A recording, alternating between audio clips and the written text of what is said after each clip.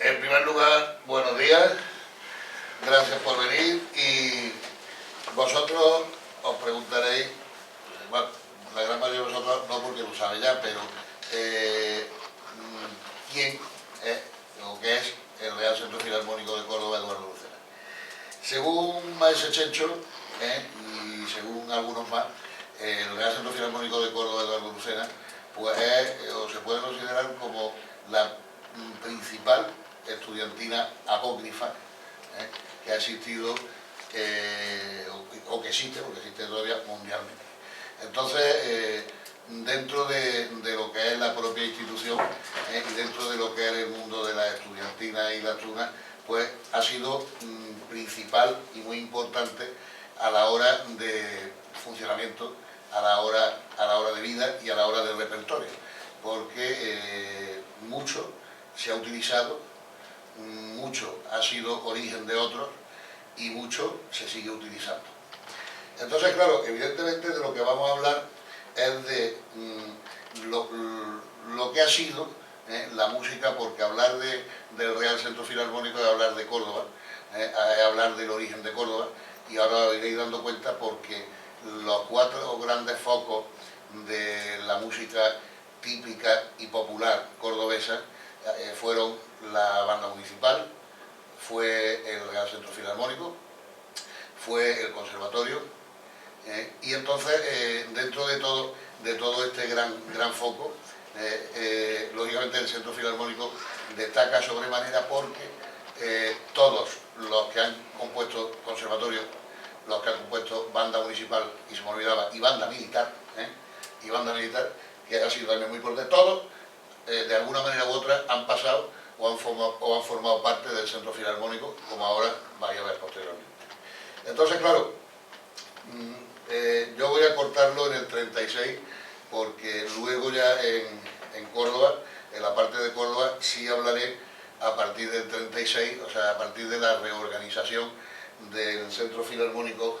Hablaremos un poquito de lo que fue el periodo de la Guerra Civil, porque hubo vida del Centro Filarmónico en ese tiempo y hubo alguna que otra creación importante en lo que en el apartado musical se refiere, pero sobre todo hablaremos ya en Córdoba de lo que es a partir del año 1961, que es cuando se reorganiza y entrando en una etapa súper importante de creación musical a partir de los años 70 hasta la actualidad, en la que ya nos vemos involucrados en lo que es la tuna propiamente dicha. Ya no hablamos de estudiantina, sino ya de la propia tuna.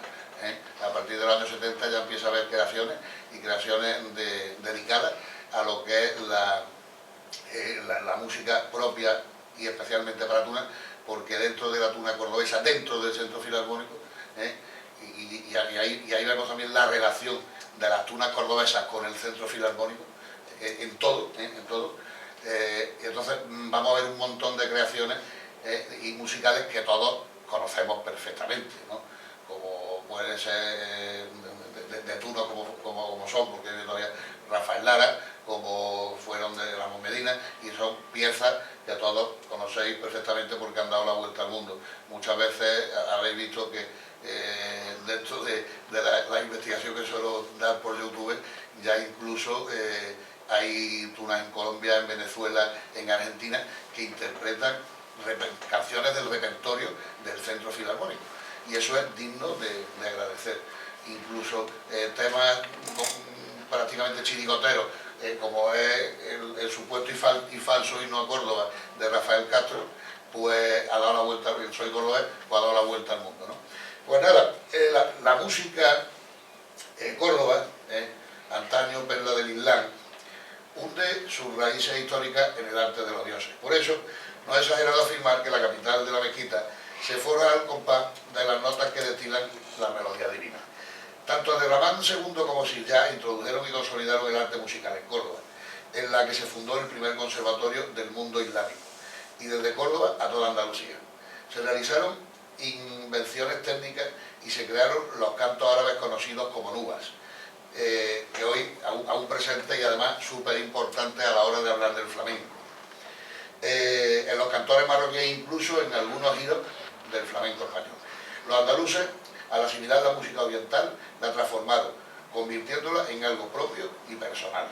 De ahí deriva muchísimo el folclore nacional a partir de ahora y lógicamente nacido dentro del Califato de Córdoba. Sin embargo, el desarrollo de la música en Córdoba concluye con el ocaso de la etapa musulmana. Es entonces cuando la música de la mezquita de Almohades se funde en un abrazo definitivo con la música de la catedral cristiana. La música se suma así a los signos de mutación cultural religiosa experimentada por la propia mezquita. Es la eterna lucha que siempre se ha tenido en Córdoba. Mezquita, catedral, catedral, mezquita. Entonces eso se ve totalmente plasmado en lo que a música se refiere, ¿de acuerdo? Pues muy bien, con el siglo XVI se abre esto, ¿cómo es? Con el siglo XVI se abre una página gloriosa de la música cordobesa que va a tener una larga proyección en siglos posteriores.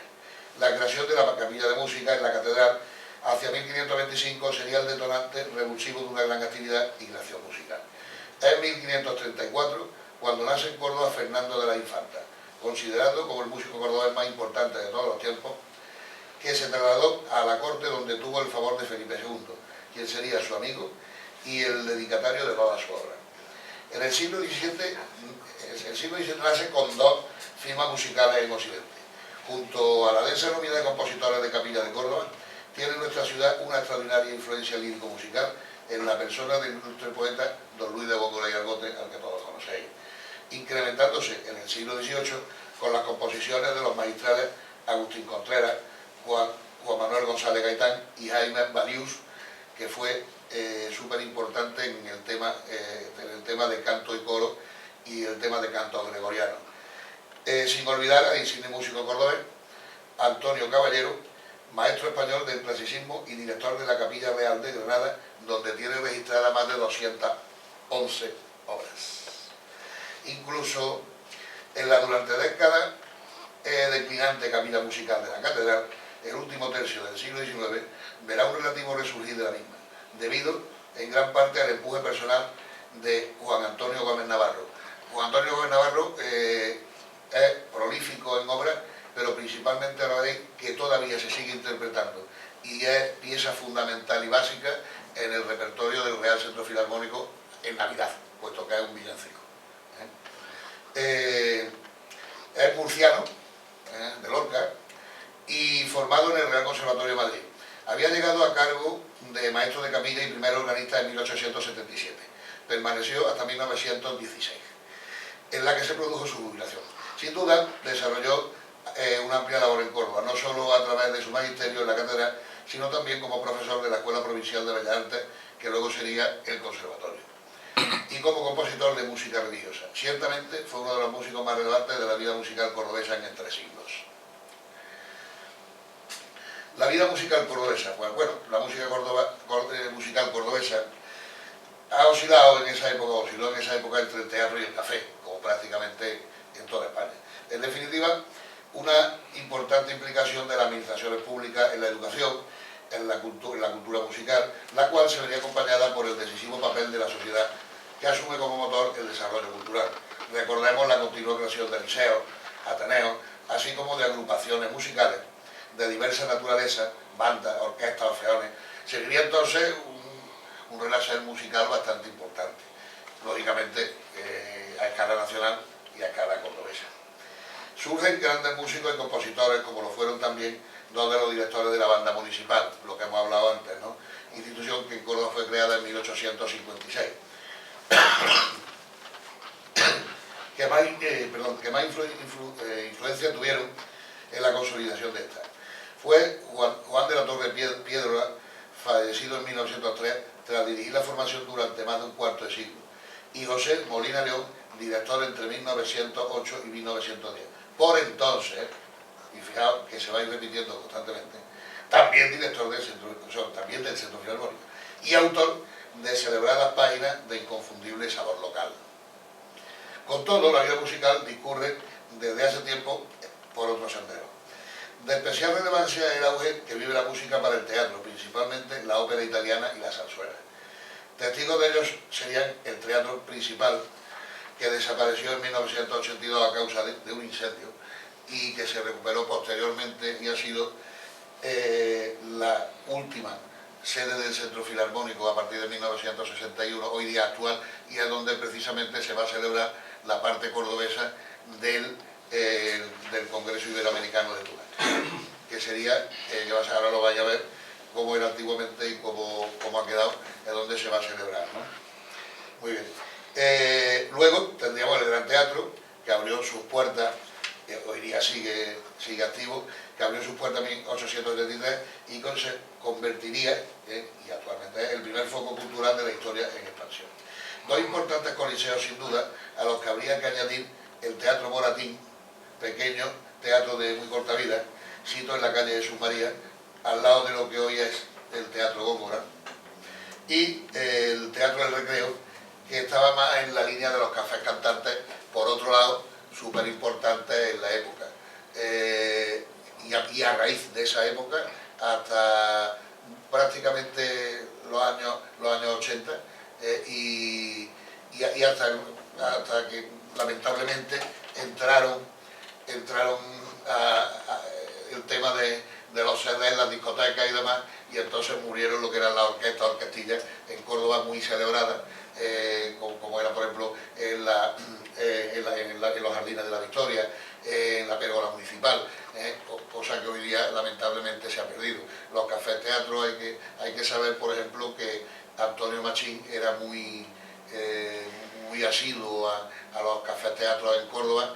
De hecho, Angelitos Negros lo estrenó por primera vez, vio la luz en el Café Bolero, luego posteriormente pasó ya de café a lo que hoy día podemos considerar una casa de citas, pero con espectáculo. Igualmente y de la misma manera, en ese mismo teatro debutó por aquello entonces solista de la que fue la gran orquesta Orozco, la gran tiple que nosotros hemos conocido como Pilar Lorengar, pero que en aquella época, en la canción moderna, el bolero y derivado, se llamaba Loren García. Su nombre musical y artístico era Loren García. Pues todos ellos debutaron en aquellos cafés cantantes de Córdoba. Veis ahora la fotografía, veis ya el teatro cómico principal totalmente reformado, es como nos lo podemos encontrar en la actualidad, pertenece a la Junta de Andalucía y es sede actual del Real Centro Filarmónico. El Real Centro Filarmónico en aquella época tenía grupo de teatro, tenía rondalla, tenía orquesta de plectro, tenía coro y tenía orquesta tanto de cuerda como de viento metal, etcétera. Y vuelvo a decir, ha habido conciertos cuando el Centro Filarmónico en 1961 se reorganiza, ha habido conciertos en los que todavía se vestía de estudiantina, con el traje de turno, el jubón y tal, y muchos de ellos tenían que tocar vestidos de militar porque pertenecían evidentemente a la banda del ejército, y entonces pues el ejército no les daba. Hay fotos muy curiosas que ya os enseñaré, que las podéis ver. Este, ya digo, es el teatro cómico principal actualmente, propiedad de la Junta de Andalucía, y le falta todavía temas por terminar. Se ha quedado, lo básico lo tiene, pero podrían tener muchísimo más. Bien, en fin, auge de la ópera, de la zarzuela, que conlleva la formación más o menos estable de los primeros grupos orquestales que se conocen en la ciudad. En el caso de la Orquesta Córdoba, que según las crónicas fue la principal agrupación que actuaba en aquellos años a caballo entre la centuria decimonónica y el nuevo siglo. A ello se refiere Ricardo de Montis en sus notas cordobesas. Y si el teatro se convierte en una cita habitual para muchos cordobeses, otro tanto ocurre con los cafés, establecimientos que supieron compatibilizar el entretenimiento de los clientes con la función artístico-cultural propia del salón. Desde mediados del XIX hasta bien entrado el nuevo siglo, tuvieron el protagonismo indiscutible en la vida cultural de las ciudades, proliferando su existencia. Entre ellos, lo leía la prensa, donde lo habéis podido leer en la prensa, donde se formaban interesantes tertulias literarias o artísticas, y también se hablaba de política.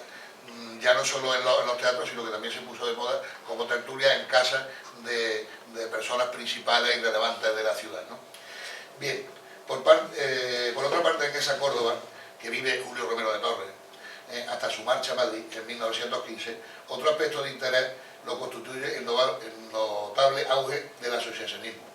No solo en esa vertiente cultista que anima la creación de numerosas sociedades filarmónicas, lírico y dramáticas, a sumar entonces el pujante Círculo de la Amistad o irreal Círculo de la Amistad y su liceo artístico y literario de fecunda historia ya entonces, o la construcción de espacios escénicos adecuados. Aquí veis el salón de actos o salón principal del Círculo de Amistad con una súper importante colección de cuadros y tapices, y es donde, si Dios quiere, celebraremos la cena de gala del próximo certamen internacional de Cuarentuna a celebrar en octubre. Está ya reservado y pensamos que es un sitio extraordinario. Estuvimos tocando ahí hace 2 semanas. Exacto, estuvimos tocando hace 2 semanas en el concierto la comida benéfica para la Fundación Bangasú. Muy bien, pues Eduardo Lucena, lógicamente el especialista en Eduardo Lucena es nuestro amigo Chencho, y eso le toca a él. Yo simplemente voy a decir que, resumirlo en nada y menos, Eduardo Lucena unió la belleza de la música con un cierto aroma que se identificaría con Córdoba. En un momento en el que la ciudad vivía un atraso importante en esta materia, Lucena quedó impregnado del regionalismo que se da en la música española en el último tercio del siglo XIX. Representa una Córdoba sencilla, la Córdoba de la serenata y de los cafés teatros, a través de una música fresca, de armonía sencilla y que llega fácilmente al público. Entonces, en aquella época, ¿qué entidad era la principal? Pues indudablemente el Centro Filarmónico. Y el Centro Filarmónico al que el maestro fundador, yo tengo además la suerte de vivir en la calle Eduardo Lucena, o sea que todo coincide. Y entonces Eduardo Lucena hace que ese Centro Filarmónico lleve o saque adelante todo lo que es la cultura musical en la Córdoba de la época y hasta hoy día. Entonces el Centro Filarmónico, la centenaria institución fundada por Eduardo Lucena, es un referente obligatorio para quien quiera conocer la historia pasada y presente de la música que se compone e interpreta en Córdoba. Esta institución, eminentemente popular, presente en el corazón de todos los cordobeses, ofrece 2 hitos significativos que enriquecen el patrimonio musical de la capital de la mezquita. Por una parte, los éxitos cosechados bajo la dirección de José Molina León a lo largo de la primera década y parte de la segunda del presente siglo. Y por otra, su estela de éxitos en las décadas de los 60 y 70, tras su reorganización en el 61, en las que fueron presidentes Francisco de Sales Melguizo, don Antonio García de la Cruz, Rafael Campanero y mi padre, Joaquín de Aro, bajo la dirección del que fue otro gran director musical en la historia del Real Centro Filarmónico, como fue el valenciano rey de Benasuán, es difícil decirlo, Reinaldo Barberá Hornet, que llegó a Córdoba destinado como capitán músico militar, como antes hemos dicho. Junto a estos 3 hercúleos pilares que forman la historia musical de la Córdoba contemporánea, la banda municipal, el Centro Filarmónico, el Conservatorio y, evidentemente, como he dicho, la banda militar, a la que agrego yo, y engrandecen el buen hacer de la música cordobesa, no podemos soslayar los escenarios en los que este noble arte toma luz con los sonidos. Hablamos del Gran Teatro, del Círculo del Real, o sea, el Salón Liceo del Círculo de la Amistad, donde se dieron cita los más egregios artistas que pasaron por Córdoba. Y habría que hablar también, en tono menor, pero que también he hecho referencia antes, del kiosco de la música del Paseo de la Victoria, símbolo de convergencia entre la cultura y el pueblo. El Centro Filarmónico, si ya existen fotos, tuvo grandes y sonoras actuaciones en el kiosco de la Victoria, lo que es la pérgola de la música, cuando todavía, en esta época, vestían con nuestro traje de grillo, ¿no? De hecho, los trajes de Grillo se regalaron en 1963, que fue cuando pasaron al uniforme actual, se regalaron a la estudiantina, perdón, a la Tuna Universitaria de Córdoba, lo regaló don Antonio García de la Cruz, que era el presidente entonces. Se quedaron unos 3 o 4 allí de exposición en el Centro Filarmónico para cuando se pueda poner, y todo lo demás se regalaron. De hecho, queda todavía uno, ya lo enseñaré cuando coincidamos, uno de aquellos trajes lo tiene todavía un componente nuestro de la cuarentuna, que le decimos Maese Tango porque es argentino, Jorge, y entonces todavía tiene, hombre, algo reformado evidentemente, pero para que más o menos concibáis, ese era el traje. Era un traje de terciopelo negro, pantalones negros, llevaba aquí una especie de medalla en la parte izquierda. No llevaban beca evidentemente, llevaban una gola bastante, no gola cervantina, una gola más de encaje cordobés, lo mismo que las puñetas, llevaban guantes blancos y llevaban un lazo con la bandera nacional, con una medalla, con el escudo del centro, en plata, y luego llevaban los zapatos, llevaban hebillas de plata.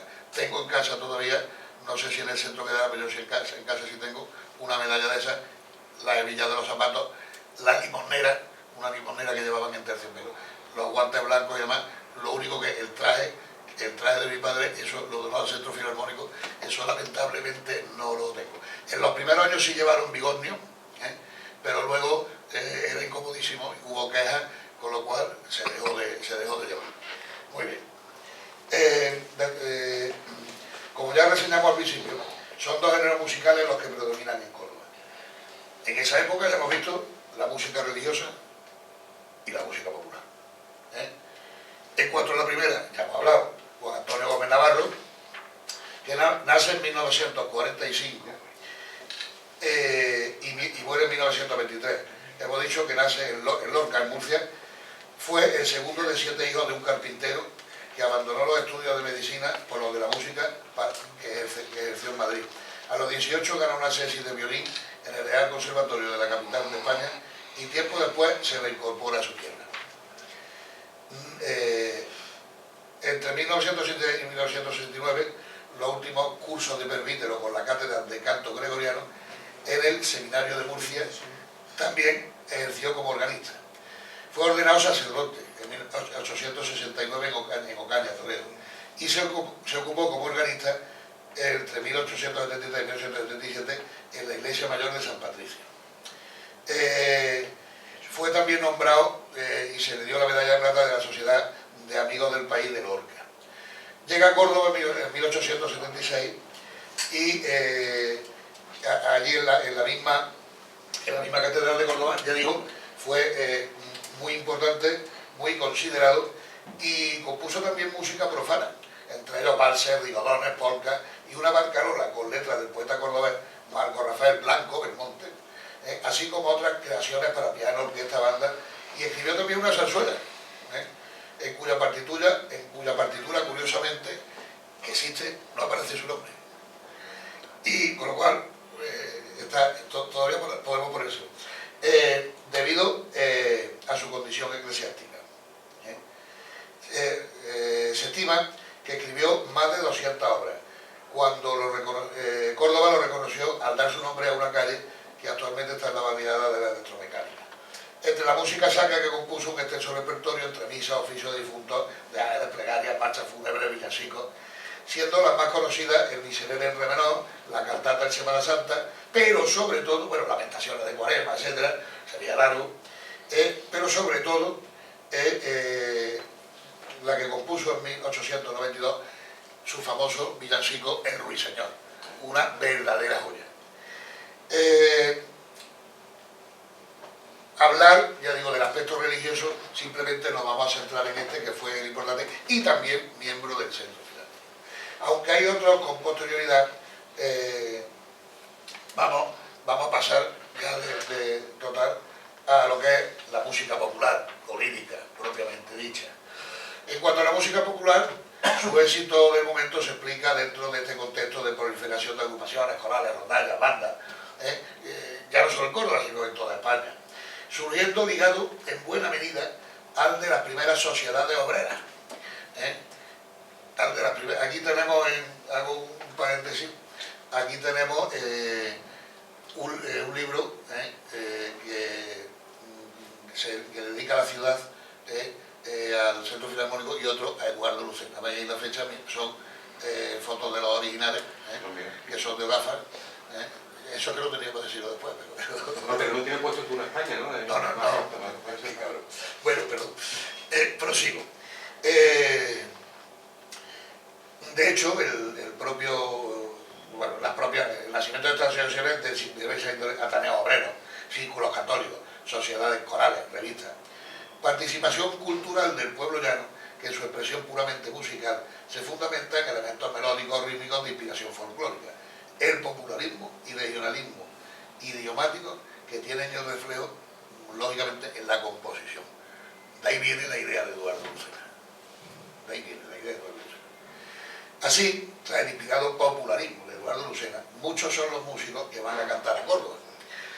En una parte y en un lenguaje sencillo y sentido, emanado del propio pueblo y hecho suyo por este.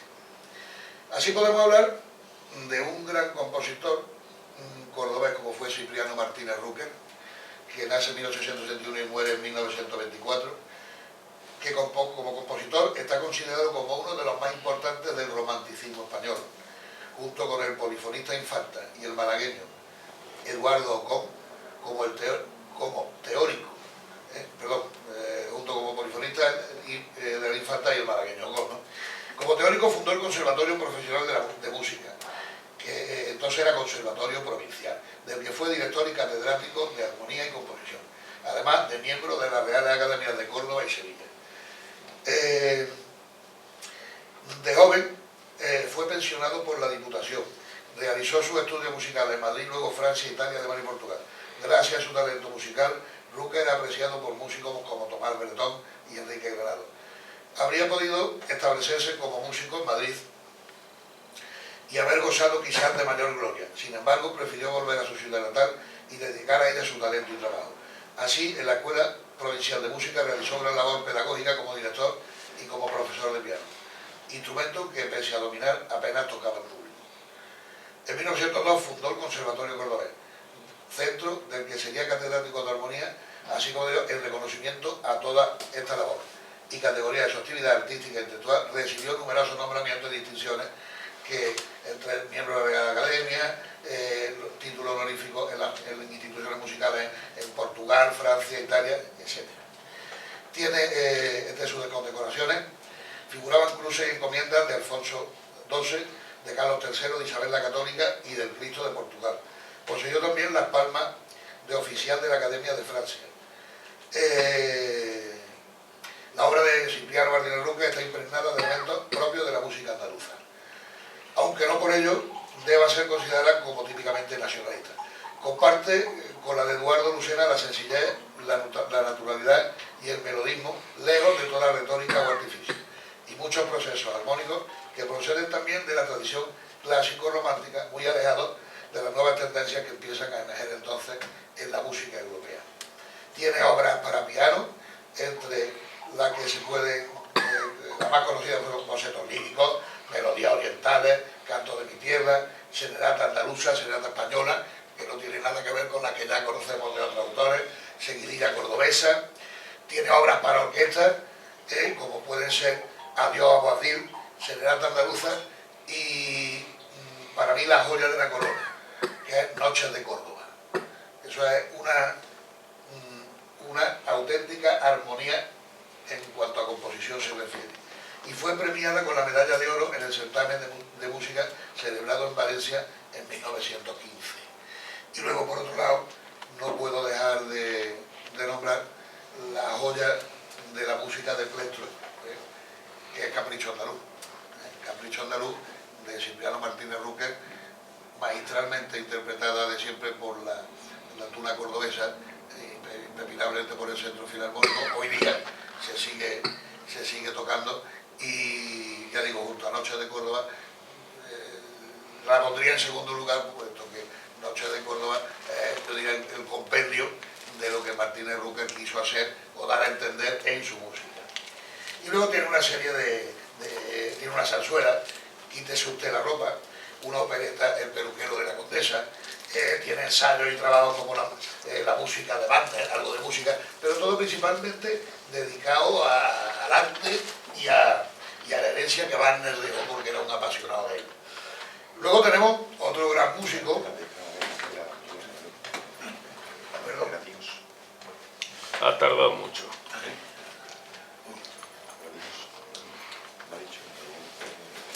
Otro gran músico, que fue Luis Serrano Lucena, que fue uno de los más fuertes impulsores de la música en la Córdoba de la primera mitad del siglo, y muy especialmente de su conservatorio, durante las décadas de los años 20 y 30. Pianista, compositor y director de gran magisterio, y alcanzó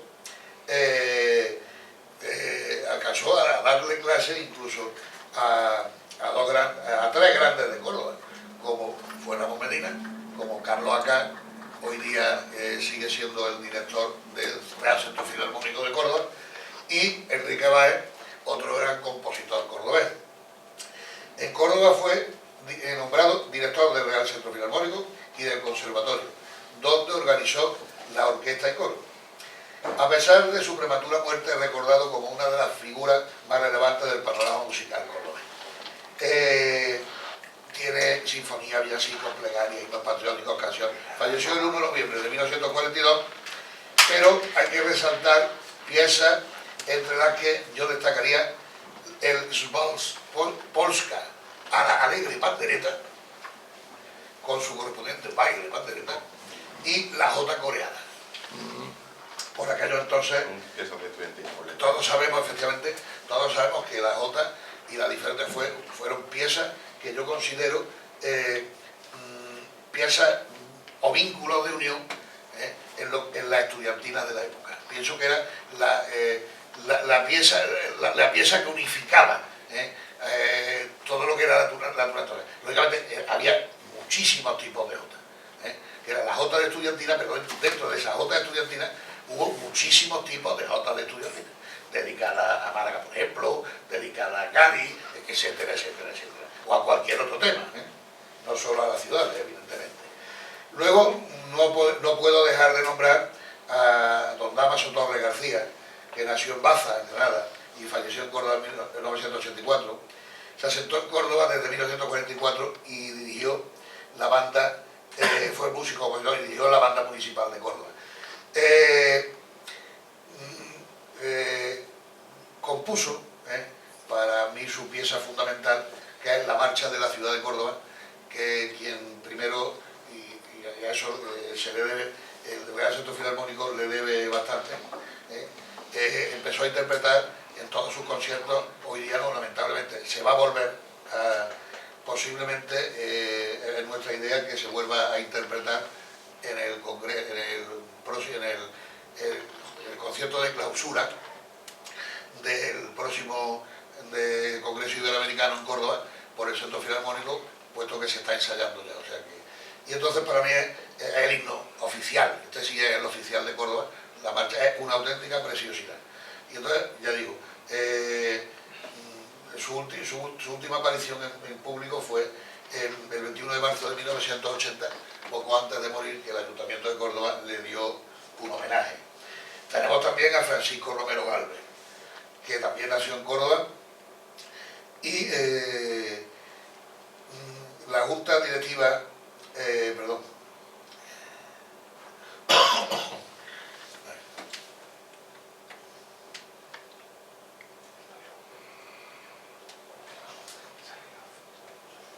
Francisco Romero Galvez,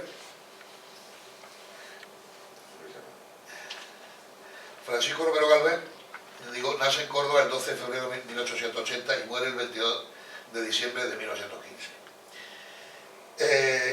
El defensor de Córdoba, el día 12 de junio de 1903, dice: la Junta Directiva de la Ciudad Eduardo Lucena, Centro Filarmónico Cordobés, que es como se llamaba por aquel entonces, hace presente a todos los socios de la misma que, habiendo dimitido del cargo de director artístico don José Molina León, del que hemos hablado, ha nombrado para sustituirle a don Francisco Romero, aventajado violinista y director que también fue de la estudiantina cordobesa.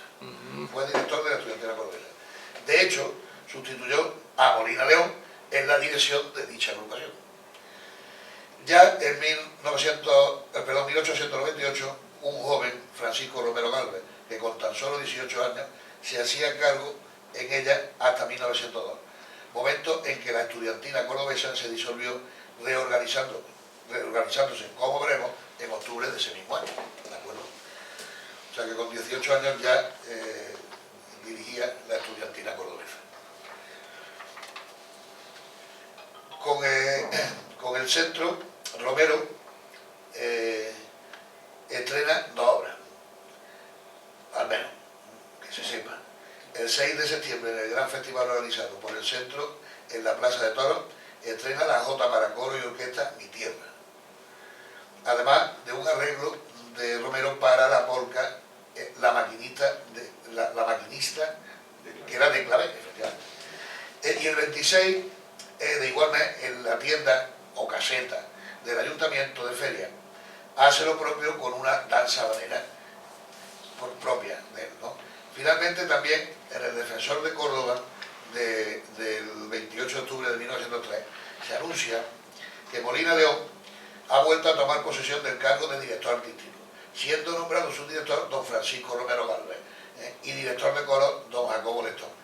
Ya como veis, se pasa de director solo a director de coro, a director de rondalla, a director de orquesta, a director general. Se va ampliando la cartera con grandes músicos, lo que es la cartera de directores.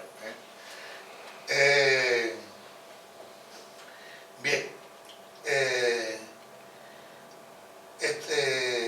el día 17 de octubre, que era a lo que me refería del día, que ponía el diario, de 1907, en el Teatro Circo del Gran Capitán tenía lugar el estreno por la compañía cómico-lírica de don Salvador Orozco de la zarzuela de costumbre cordobesa en un acto y 3 cuadros, El Piconero, libreto en prosa y verso del ilustrado periodista Antonio Ramírez López, del que ya hablaremos en la próxima conferencia, que fue, a su vez, Antonio Ramírez López fue luego nombrado en 1927 presidente también del Centro Filarmónico. En cuanto a Francisco Romero Galvez, decir que aparte de un montón de obras en la que o destacar la Cruz Roja, en la que tomó parte el estreno de la Cruz Roja, tomó parte el Centro Filarmónico de Córdoba, y la banda del Regimiento La Reina. ¿De acuerdo? O sea, fue el Centro Filarmónico al completo más la banda del Regimiento La Reina. Bien, actuaron juntos en la obra esta, compuesta para la Cruz Roja precisamente, la banda regular y el cuerpo de bomberos, y aproximadamente más de 100 comparsas en el estreno de esta. Saltamos luego directamente a José Molina León. José Molina León, que es el verdadero artífice del resurgir del Centro Filarmónico. Tras el fallecimiento de su fundador, sin duda alguna, fue una brillantísima etapa del Centro Filarmónico la que surgió una vez asentado José Molina León en su cargo. Nació en Córdoba el 23 de febrero de 1869, fue su desinteresado primer maestro en esta capital, el distinguido profesor evidentemente Eduardo Lucena, fue alumno de Eduardo Lucena. Estudió Bellas Artes y se tiene constancia también de que fue el primer violín de la estudiantina cordobesa. En junio de 1903 opositó a la Escuela Superior de Maestros de Sevilla ante un tribunal que presidió don Simón Font a una plaza de profesor especial en la Escuela Nacional de Maestros de Córdoba. No consiguió su objetivo, quedando la plaza para Carlos López Palacio, que curiosamente luego fue director del Centro Filarmónico. Tras la fundación, el día 14 de noviembre de 1902 de la Sociedad de la Sociedad Eduardo Lucena Filarmónico Cordobés, por parte de la estudiantina cordobesa, que se reorganizara el 22 de octubre de 1902 y disuelta ese mismo día que se acordó la organización del centro. Eso ha pasado un montón de veces entre centro estudiantina, estudiantina centro, y luego, posteriormente, entre la Peña Limón Amigos de Ramos Medina y Centro Filarmónico. O sea, y hoy día aún se sigue dando la circunstancia entre Centro Filarmónico, Asociación de Antiguos Turos de Córdoba, la Peña Limón Amigos de Ramos Medina, el grupo Serenata y el grupo Noche de Vidrivera. O sea, todo lo que es plectro hoy día en Córdoba funciona, y la Municipalidad y la Orquesta de la ONCE funciona en ese ámbito. Muy bien, pues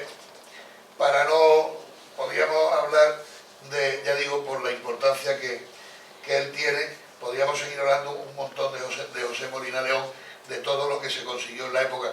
Aquí tenéis fotos de la época en sus diferentes pasos, y entonces destacar aparte de marchas fúnebres, himnos a santos importantes de Córdoba, como a San Rafael, como a San Álvaro, etcétera, etcétera, etcétera. Yo destacaría canciones como Bajo la Parra, Canción Andaluza, La Caridad, que es una jota, como ya hemos dicho antes, que esta es una jota más muy curioso porque la letra se la puso Enrique Redel, que es otro insigne cordobés. Todo esto incluido en la famosa colección, de 6 discos de grabófono del Real Centro Filarmónico Eduardo Lucena de Córdoba, que se imprimieron los días 14, 15 y 16 de noviembre del año 1929 por la Casa Columbia Gramofón, con domicilio en San Sebastián, y salieron a la venta en 1930. Se sabe hasta ahora que originales de estos, el Centro Filarmónico tiene, sabemos tres, el Centro Filarmónico, el archivero del Centro Filarmónico, el archivero antiguo del Centro Filarmónico, tiene uno, supuestamente los del centro. Rafa tiene uno que lo consiguió en Alicante, y yo tengo otro que lo conseguí en Madrid en el Rastro. Vamos, lo consiguió mi padre en Madrid en el Rastro. Aquí tenéis fotos de Molina León, veis directamente allí en el traje, lo que os he dicho, veis las hebillas de los zapatos. Esto se siguió manteniendo hasta el año 61. Veis la medalla que os he dicho, ya os la traeré, os la pondré en internet, creo que, bueno, en internet creo que la he puesto. Si no, bueno, ya la pondré para que la veáis, etc. Y este era el traje, y tal cual, sin capa, fue el que se dio a la estudiantina cordobesa, perdón, a la tuna cordobesa entonces, de donde salió posteriormente la tuna de la Facultad de Veterinaria de Córdoba, que fue muy importante. Esta era la tuna procedente de la tuna del Segu antigua. Bien, veis que he hablado antes de lo que era el Centro Filarmónico y la idea que tuvo el Centro Filarmónico con Eduardo Lucena. Allí estuvo durante muchísimo tiempo, de toda la historia, formada por gremios importantísimos cordobeses. El Centro Filarmónico, pues, existieron plateros, pero hasta hoy día incluso, plateros, especialistas en arte gráfica, trabajadores en cuero, repujado de cuero, o sea, auténticos artesanos. De ahí que luego en 1936, como ya veréis en Córdoba, que os expliquemos, Rafa puede decir, incluso ahora hubo grandes problemas a la hora política por el tema del bando republicano y el bando nacional. Aquí veis que se unen postulando a beneficio de los parados de Córdoba, obreros sin trabajo.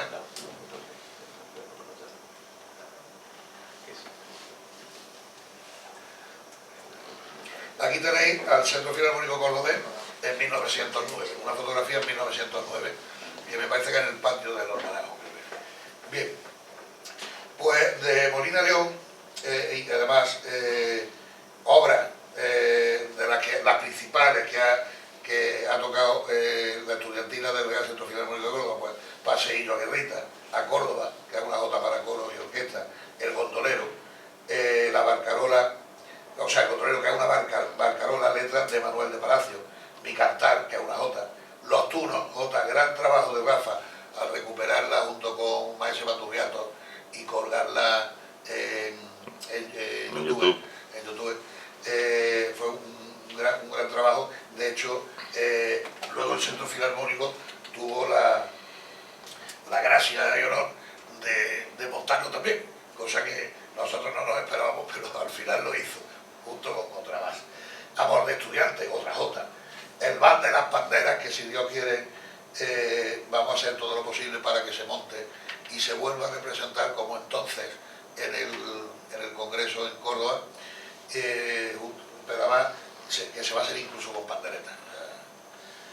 El primer vestido largo, que es una cabota, la Palomera, un paso doble póstumo, que además es una preciosidad. La Palomera es un sitio tradicional en Córdoba. Hay varias versiones que Rafa ya sabe.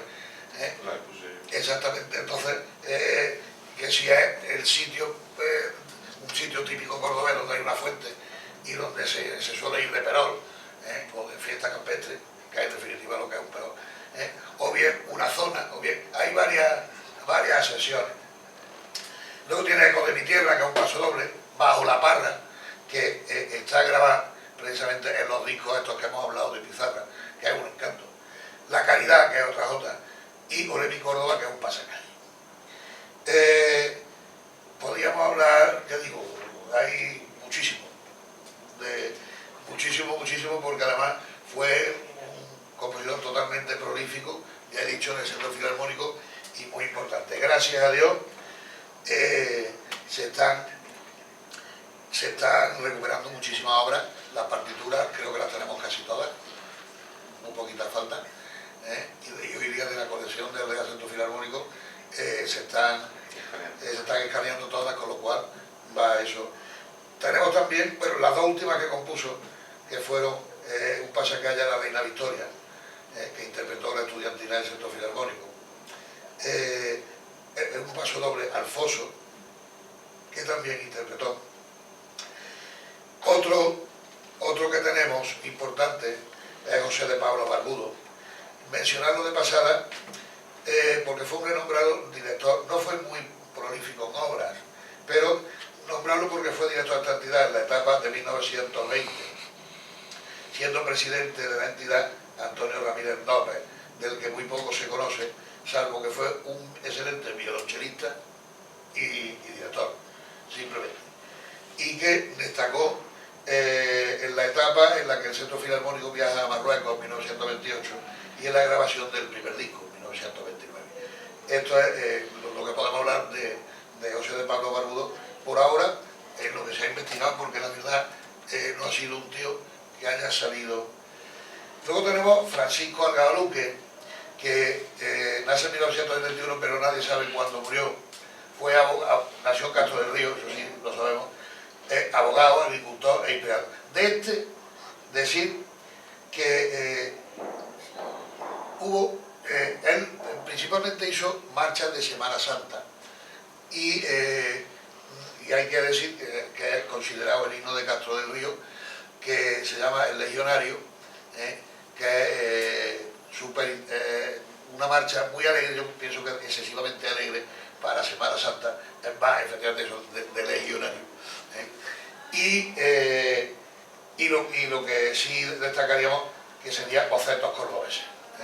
Bocetos Cordobeses, que es una pieza que se estrena en Córdoba en el año 1936 y en la que tiene un grandísimo éxito, pero ya en esta época, pues evidentemente entramos en el tema político y ya hubo grandes problemas, como vamos a ver ahora, con el que entonces era director del Centro Filarmónico, que fue Aurelio Pérez Cantero. Aurelio Pérez Cantero, que ahí veis la foto, nació en Arjona, Jaén, y falleció el 18 de agosto del 36. Músico de profesión y director del Conservatorio de Música de Córdoba y del Real Centro Filarmónico. Como político republicano se presentó a las elecciones en abril del 31, alcanzando ser concejal por la coalición republicana socialista. Igualmente fue elegido para formar parte de la gestora municipal del Ayuntamiento de Córdoba por el Frente Popular en representación del Partido Izquierda Republicana. En los acontecimientos derivados, el 18 de julio fue detenido al ser acusado de tener significación marxista e indirectamente por ser amigo de Antonio Jaén Morente. Fue fusilado el 18 de agosto del 36, siendo ya jefe de orden público Luis Zurdo Martín. Incluso su esposa Carmen Fustangueras Méndez, profesora especial de la Escuela Superior de Trabajo, también fue depurada, aunque salvó la vida, acusada por la Comisión Depuradora de Instrucciones Públicas dirigida por el famoso Don Bruno. Don Bruno fue un depurador nato muy conocido en Córdoba.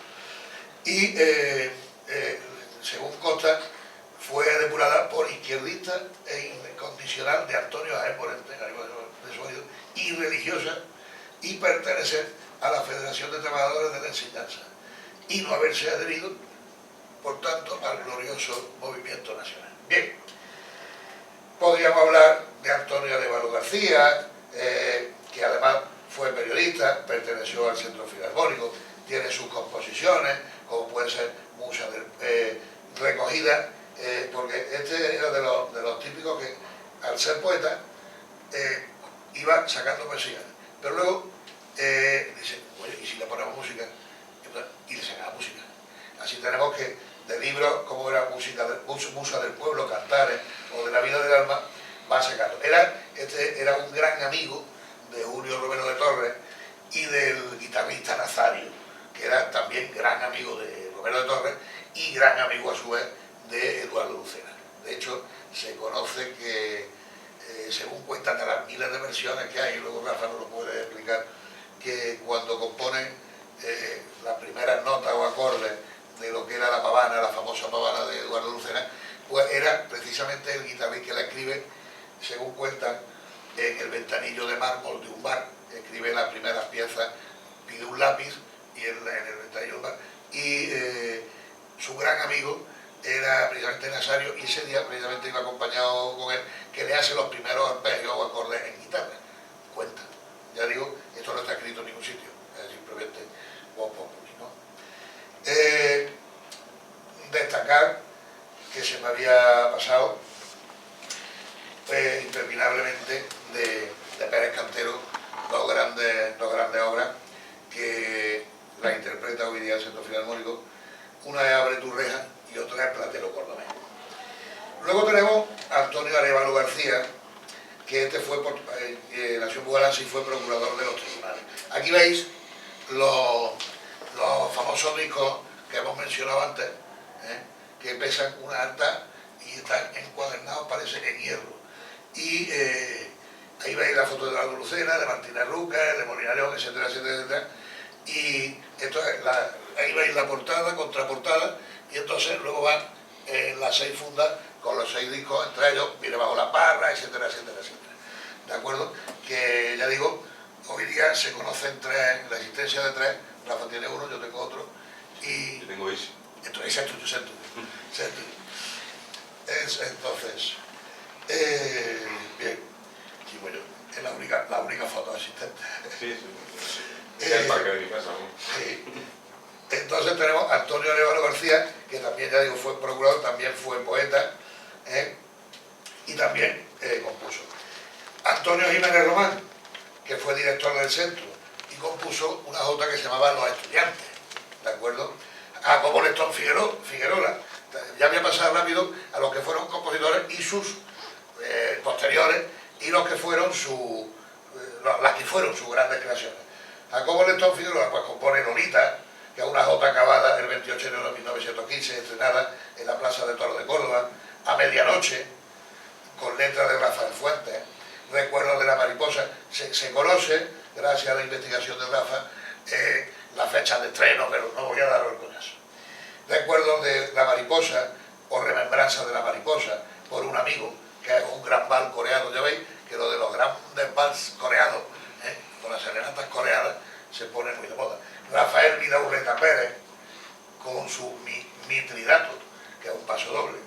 Enrique Coscollar, que Enrique no podíamos dejarlo pasar porque compuso La Estudiantina, que fue una jota para coro y orquesta con arreglos posteriores de Aurelio Pérez Cantero.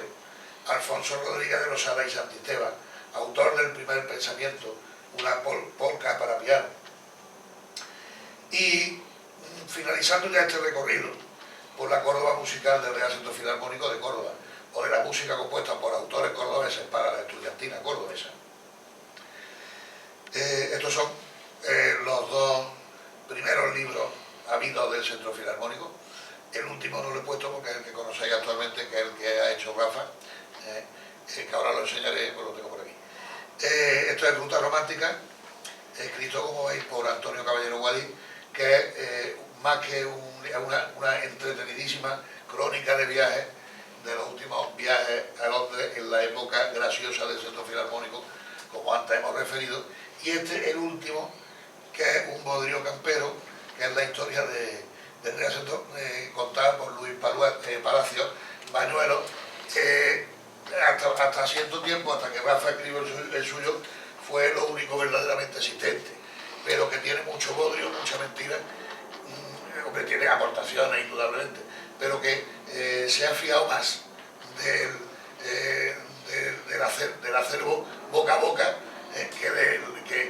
que de demostrar es lamentable porque él es historiador. Efectivamente, ahí voy. Y había fuentes Por eso no quito la palabra lamentable, la cual ratifico, porque parece que algún historiador se verse en eso en lugar de demostrar fehacientemente con datos el tema.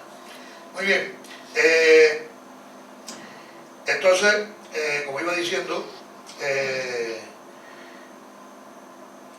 la música en Córdoba, hasta aquí podríamos dejarlo. Simplemente voy a hacer, porque así dejo abierto la próxima ponencia de Córdoba, al que sí puede pertenecer a esta época, pero ya lo hemos vivido después y tiene por supuesto muchísimo más éxito después, como es para mí el monstruo de la música popular de Córdoba, como fue el maestro Ramón Medina Ortega. El maestro Ramón Medina Ortega, que no fue cordobés, nació en un pueblo de Guadalajara, en el Jardín de la Alcarria, en Brihuega, pero que se afincó en Córdoba. Tampoco fue músico, no fue músico, pero estudió música. Se dedicó a todo, fue representante de farmacia, puso una tienda de ultramarinos, hizo de todo, pero su pasión era Córdoba, su musa era Córdoba, su costumbre, su lirismo, y al que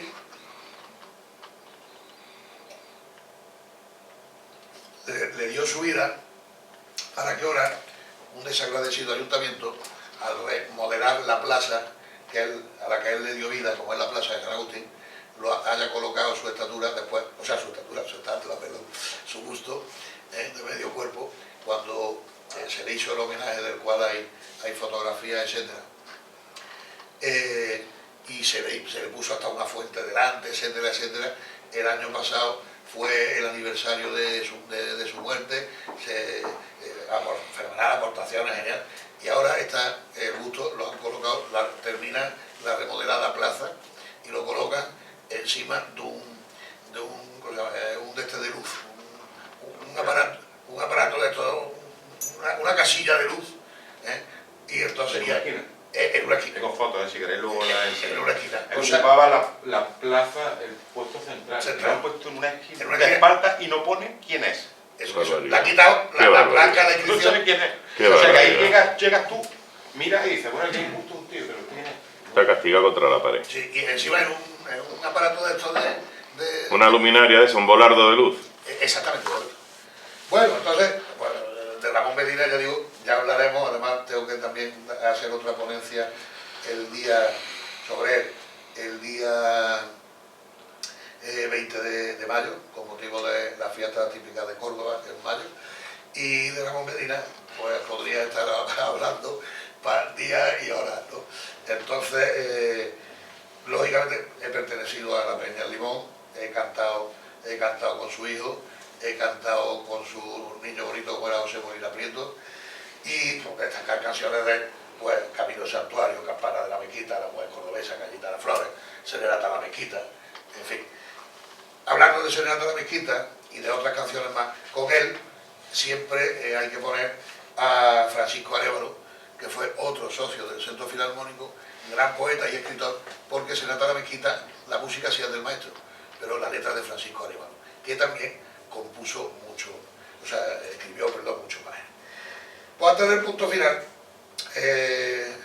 me gustaría usar un poco vuestro dedicado para la estético, con un recitado de unos versos que el gran poeta Rasoda y Tuno Cordobés, y tú, ahí tenéis a Ramón Medina. Esta era la antigua estatua, Augusto, entonces la parte de abajo se la han soplado y la parte de arriba es la que han puesto encima del armario eléctrico. Una recompensa estupenda para un gran compositor, un tío que hizo por Córdoba lo que no hay lo escrito. Ahí veis, esta es el original del programa de mano, del homenaje que se le dio en Córdoba.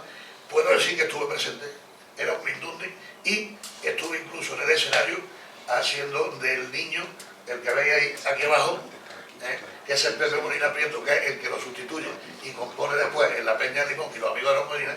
Pues yo estuve haciendo de niño, debajo del limonero, que era donde se reunían a cantar, ¿de acuerdo? Estos eran los socios de la Peña Limón. Sí decir una cosa que nos puede servir para el tema de la tuna femenina. Ramón Medina nunca quiso mujeres en su agrupación, pero había muchísimas interesadas. Entre ellas una guitarrista muy famosa en Córdoba en la época, que se llamaba Antoñita Morales. Entonces el maestro se reúne con Antoñita Morales y coge y dice, mira, la circunstancia es esta, pero me gusta la idea.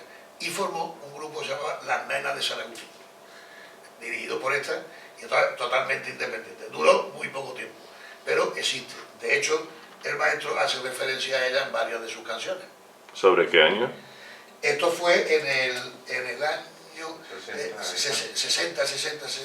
Del siglo XX. Sí. Te puedo dar esto. Pásame datos. Ramón Medina empezó, él fue alumno de Molina León, sí. Y estuvo en el Centro Filarmónico. Exactamente. Fue guitarrista del Centro Filarmónico. Eso lo sabemos poca gente. Oye, yo lo tengo aquí, pero no quiero meterme más. Él empezó en el Centro Filarmónico. Exactamente. Y él, de hecho, consideraba a su maestro a Molina León. A Molina León, sí. Wow. Hombre, no me he querido meter más por no alargarme. Entonces, lo que sí quiero es, porque es muy bonito, y ya terminamos, que ya digo, en la tuna cordobesa, y hablo de tuna cordobesa de los años 50 y tanto o por ahí, aparte de violines, existían violines, de hecho en ciertos certámenes,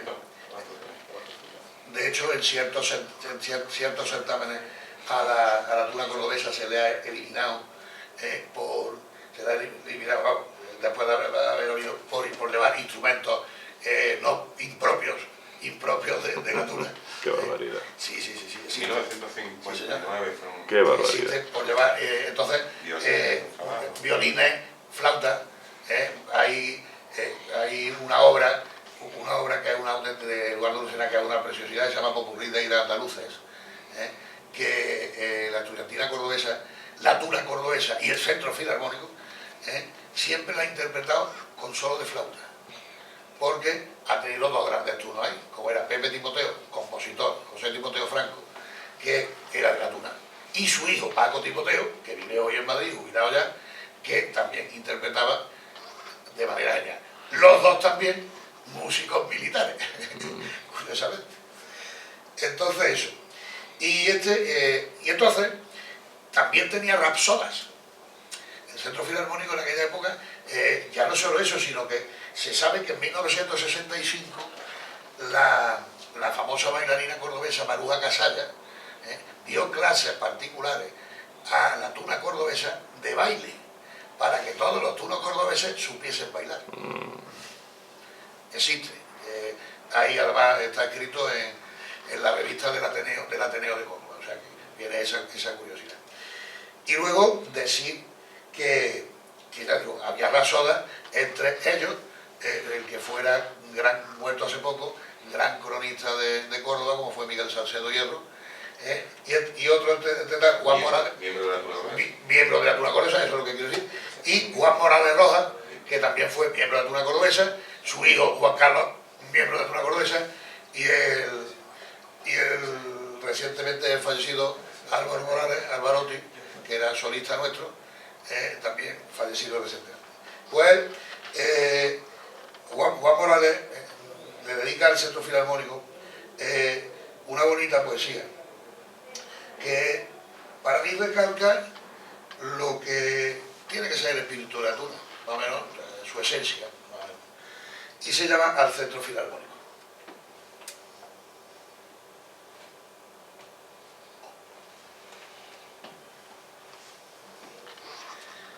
Si ángeles no cantaron, escucharon, devotos y admiraron en su altura, callaron arpas bíblicas en pura admiración, porque los que aquí cantaron, Lucena, Rupert y los que crearon, la música gloriosa que perdura y que perfila espíritu y figura, de esta tierra inmortal que ellos amaron, al escuchar su música debieron darle gracias a Dios porque nacieron, para alcanzar su alta ejecutoria, donde sueñan canciones las palmeras, que mecidas por áureas placenteras, cantan a Dios de Córdoba a la gloria.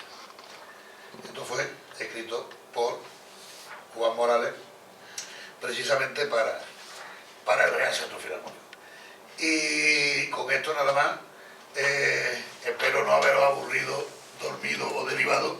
Para mí ha sido todo un placer, pero agradecer imperminablemente a nuestro amigo Rafa, porque la gran investigación del Centro Filarmónico la está llevando él, sobre todo en esta época. Yo me dedico más a partir del 61, porque tengo motivo en el sentido de que, puesto que mi padre fue uno de los reorganizadores del Centro Filarmónico, pues tengo documentación al respecto y demás, ¿no? Con documentación que en el momento que termine de escanearla, pues la quiero regalar al Real Centro Filarmónico, siempre que me prometan que va a estar expuesta y la van a cuidar, no a que nos encontremos un archivo ya no solo en partituras, en cosas de museo propias y dignas de museo, como nos la estamos encontrando Rafa y yo. Traemos el nombre del presidente y de la Junta del Centro Filarmónico, Rafa y yo, que pertenecemos a ella, pues traemos para entregar no está aquí, al rector de la Universidad de Murcia, al igual que luego haremos esta tarde con el Ayuntamiento, en nombre del Real Centro Filarmónico de Córdoba. Pues ahí lo tengo. Tenemos para entregar.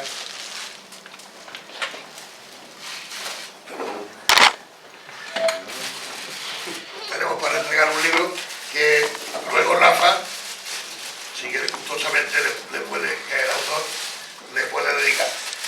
Y que el último del Real Centro Filarmónico, escrito por Rafa. Que el que no lo tenga, que me lo diga, y yo gustosamente pues se lo haré llegar, de manera gratuita, a cambio del correspondiente en este caso. Muy bien, y con esto pues